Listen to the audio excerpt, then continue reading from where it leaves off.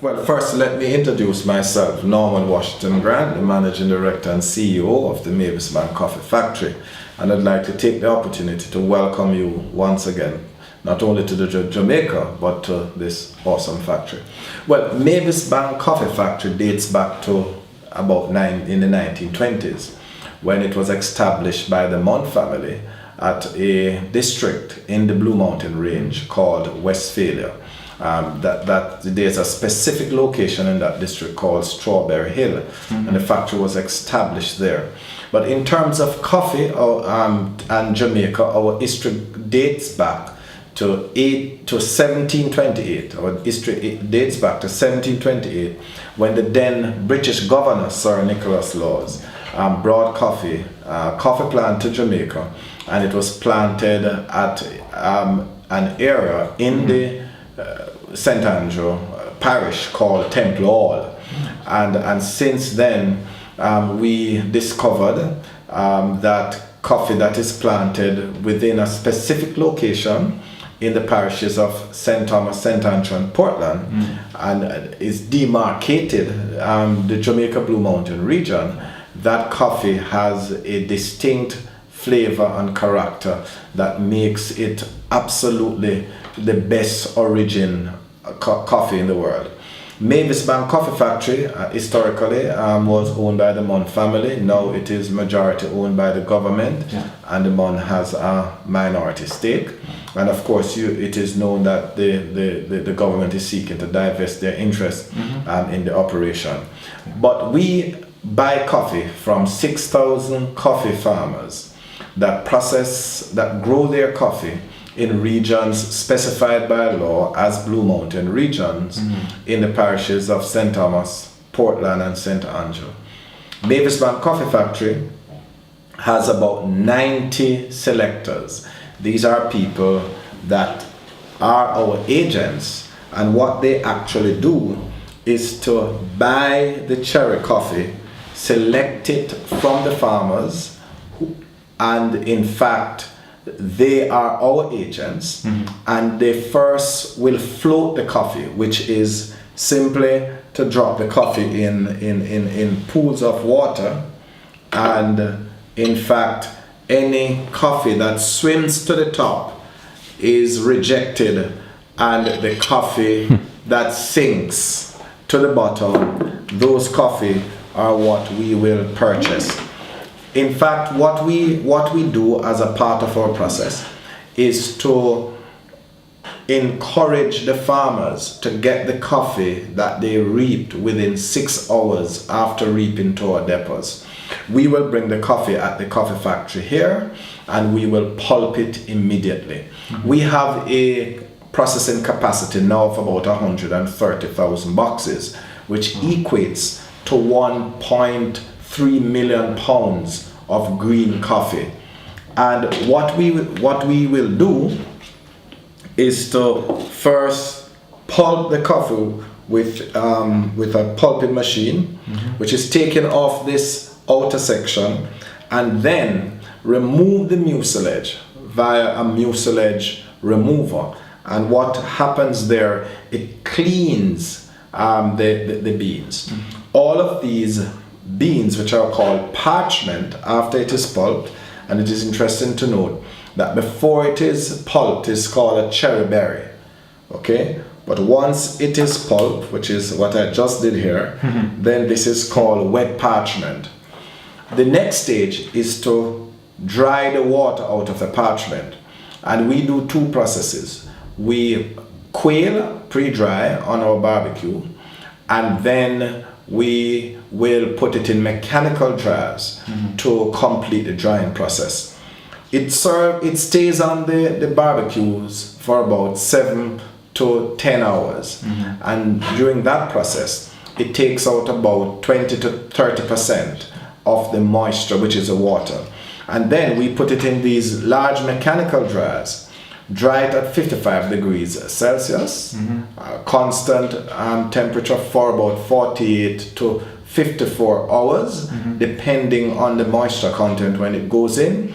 And after that period of time, we'll get what is called cured parchment. it contains only 12% of the water or moisture as it is described. And what we do after is to bag this coffee, put it in our warehouse in sacks of 100 pounds or jute bags of 100 pounds. And then what we will do is leave it in the warehouse for a period of up to about 18 weeks. And during that period, the coffee rests. We call it the aging or the resting process. And what happens during that process is the redistribution of the moisture of the beans from the center of it throughout the entire body of the bean. That helps it not only to develop a flavor and a character that really confirms that this is the best coffee, but also to enhance the color and the appearance. So you see that Blue Mountain coffee is bluish green in color.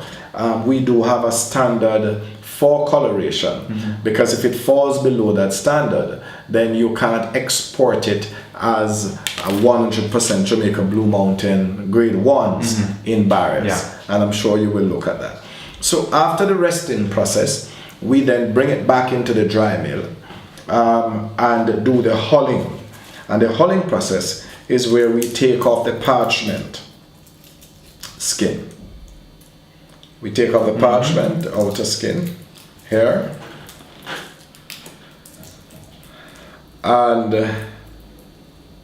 it exposes the beans. It hulls and then polishes, exposes the beans, and then we collect all of the beans that are hulled from parchment to beans in a big silo, and then transfer it to a grader, which you will have a look at, and that grader separates it into grades 1, 2, 3 pea berries, which is then ready for sorting.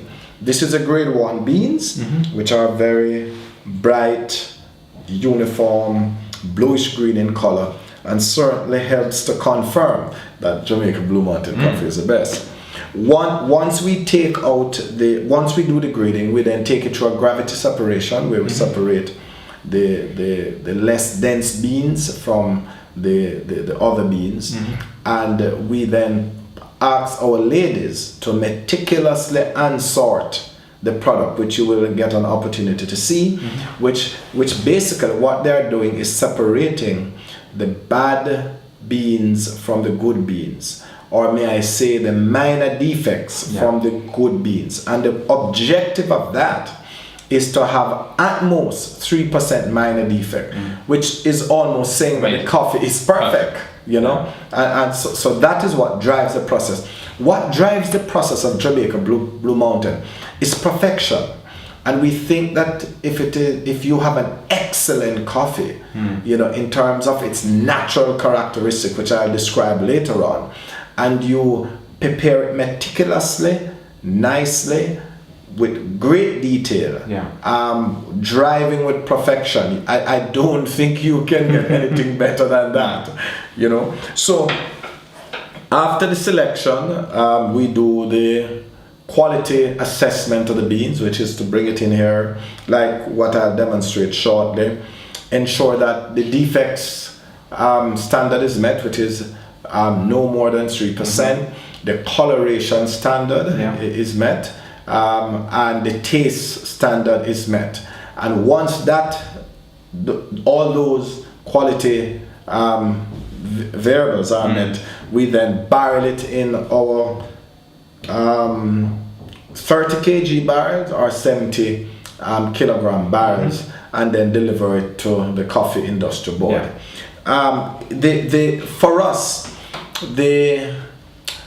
we at Mavis Bank have achieved tremendous goals over the years. In fact, Jamaica Blue Mountain, the coffee business in Jamaica is worth about $30 million US. This is before the depression in the prices coming out of Japan. Mavis Bank controls now about 40 to 44% of the entire Blue Mountain business, and we are the single largest Blue Mountain operation in Jamaica. we are the most integrated because we start from the field and we go straight through to the value-added product, straight through the cup, from the field to the cup. So we're very, very integrated in terms of our operation, and something that we're very excited about, and something that the 6,000 farmers, and I should indicate that the 400 employees that works with us have a sense of satisfaction. And I'd like to just spend some time there quickly.